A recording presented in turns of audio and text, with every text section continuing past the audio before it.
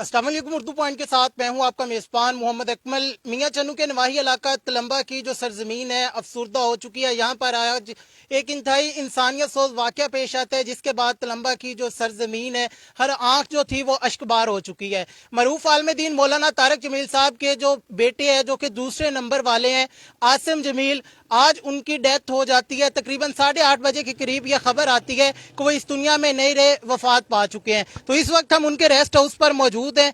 तो उनके हालत तशवीशनाक थी। तशवीशनाक हालत के बायस उन्हें हॉस्पिटल ट्रांसफ़र कर दिया गया। जैसे ही रेफ़र किया गया तो उनकी जो हालत थी, उनके जो ज़ख्म थे, उनकी ताब ना लाते हुए वो इस दुनिया फ़ानी से कूच हो गए। तो इस वक्त हम आपको उनका रेस्ट हाउस दिखा रहे हैं। आप देख सकते हैं कि यहाँ पर जो पुलिस की गाड़ी है वो भी मौजूद है, और मौलाना साहब की जो अपनी गाड़ी है, यहाँ पर कुछ मेहमान आ रहे हैं, उनकी गाड़ियाँ भी मौजूद है। मज़ीद आपको बताते चलें कि उनका जो जनाजा है, कल का टाइम रखा गया है कि कल 8:30 पे शाम को उनका जनाजा यहीं रईसाबाद में उनकी जो रहाइश है मदरसे के साथ अदा किया जाएगा। उनका जनाजा इस वजह से डिले किया गया कि मौलाना साहब का जो बेटा है अली जमील, वो इंग्लैंड में है, वो कल आएगा। उसके बाद जो जनाजा है वो फिर पढ़ाया जाएगा। ज़राए के मुताबिक ये भी कहा जा रहा है कि मौलाना तारक जमील साहब अपने बेटे का जो जनाजा है उसे खुद पढ़ाएंगे। जब ये सारा वाक़या हुआ तो मौलाना तारक जमील साहब उस वक्त लंबा में मौजूद नहीं थे, वो फैसलाबाद में मौजूद थे, जहाँ पर के उनका एक और घर है, मुदरसा भी है।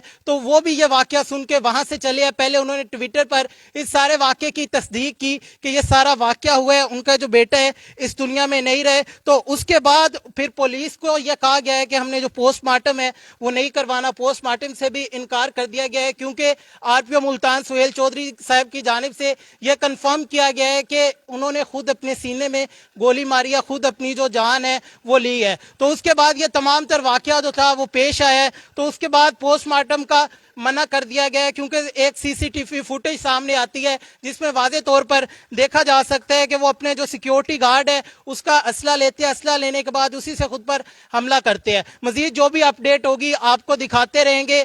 इस तरह की मजीद वीडियोस देखने के लिए जुड़ते रहे उर्दू पॉइंट के साथ। अपने मेज़बान मोहम्मद अकमल को दीजिए इजाज़त। अल्लाह निगहबान।